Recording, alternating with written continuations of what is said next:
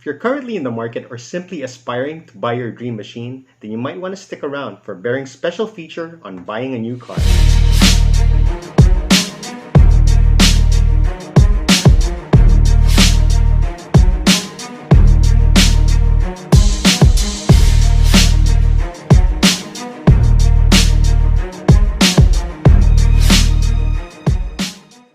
Finally, all your hard work has paid off.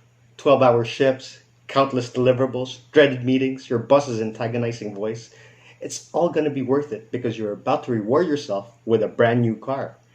Now, a new car may be the second most, if not the most expensive thing you'll ever own. So it's really important to be critical when making a decision. But sometimes it's hard to be critical when you're on cloud nine because you're filled with excitement, enthusiasm, and it comes to a point where every car seems like a good choice. And there are so many factors at play here. There's driving dynamics, comfort, features, cost. We can go on all day thinking about what to consider when buying a new car. But it's not going to help because choosing the right car is actually an emotional decision-making process, just like any other decision.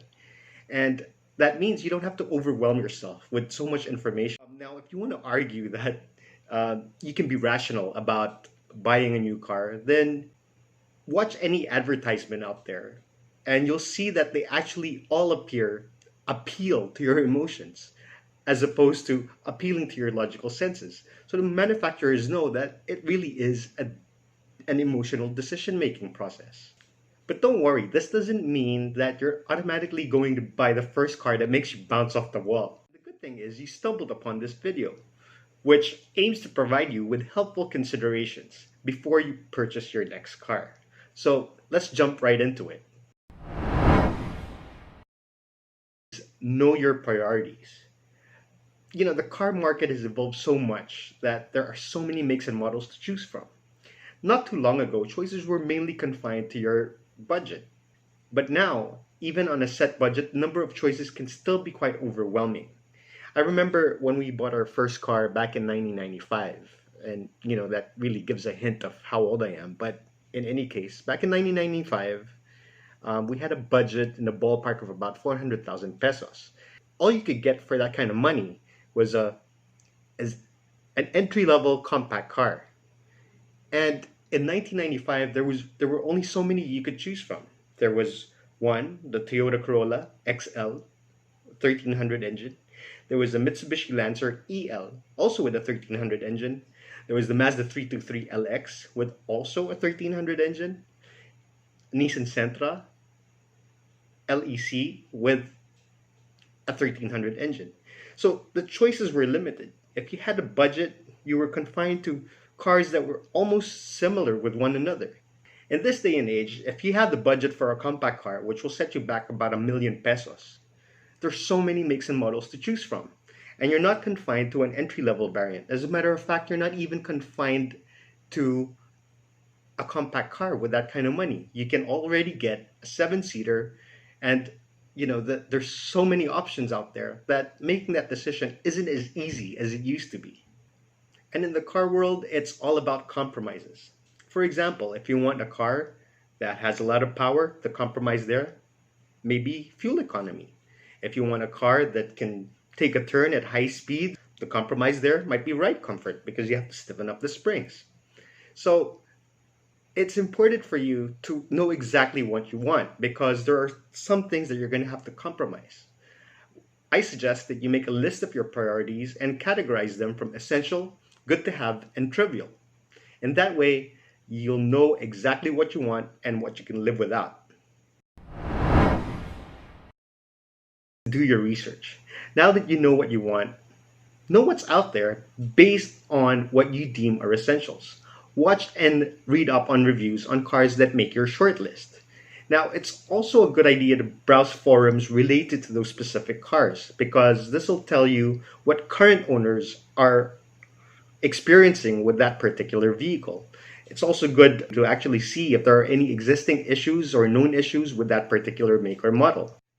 Another thing you'd like to research is how much the car will cost you after you leave the dealership. Because a lot of buyers fail to consider costs after the purchase. This is equally important because the last thing you want is to buy a money pit.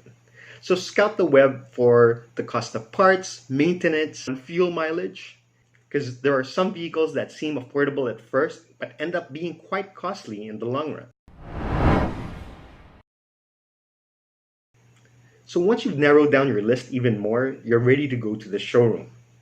And when you're there, take your time by inspecting the entire car. Touch, feel, and play with everything you can get your hands on. Use the car's features like the infotainment system and other electronics. Play with all the adjustments to see if the car fits you well.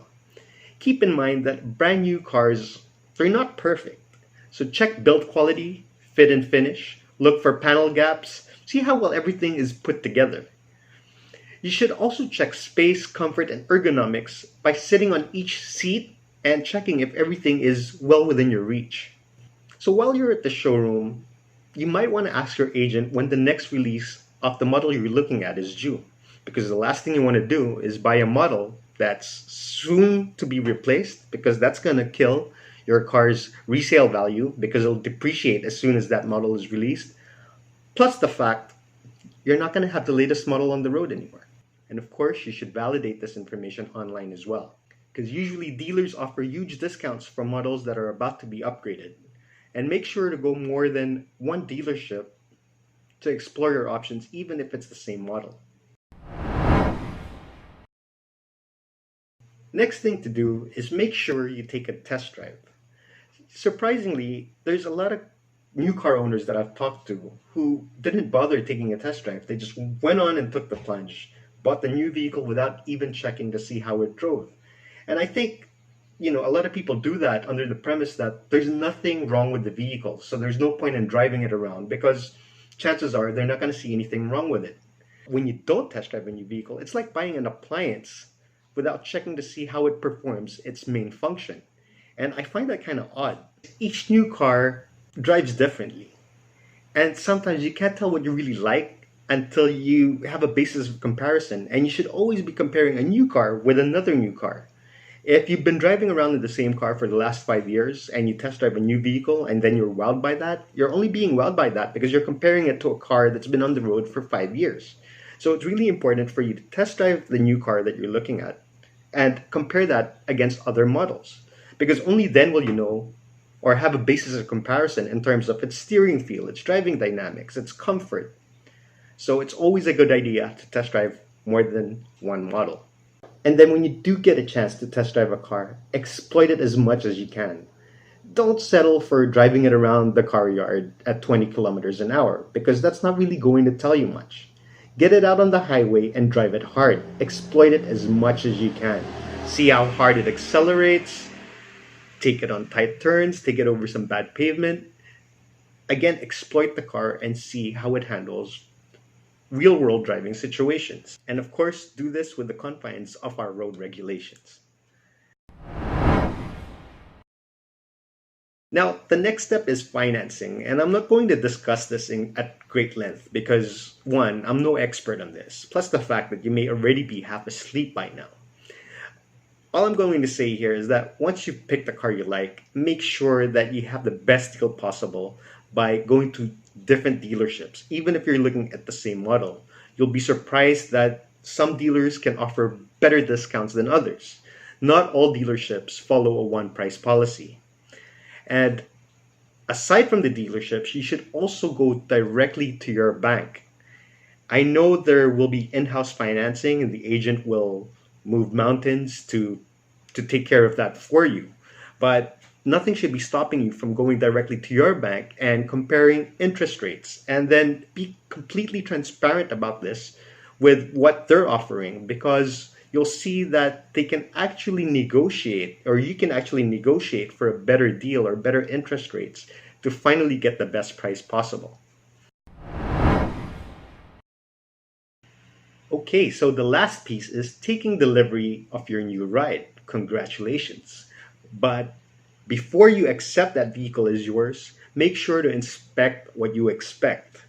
Again, inspect what you expect. Truth be known, some cars spend about a month or even more in an open car lot exposed to elements before they are sold. And this means that they're not immune to some sort of damage. So take a good look at the vehicle before accepting it. Also, ask your agent where you can check the vehicle's build date. Each car's build date can be found on the vehicle itself. Check this to ensure that you are indeed getting a fresh model. So the excitement you feel when you buy a new car, that should resonate long after you take the car home from the dealership. Car ownership is not much different from being in a relationship. Hence, it is really important for you to know what you're getting into before making such a commitment. And we certainly hope that this video helped with that. Keep in mind that if you take care of your car, it will love you back just as much. And if you're still awake, I thank you again for watching this special feature. Please don't forget to like and subscribe, and we hope to see you soon. Thanks for watching Bearing.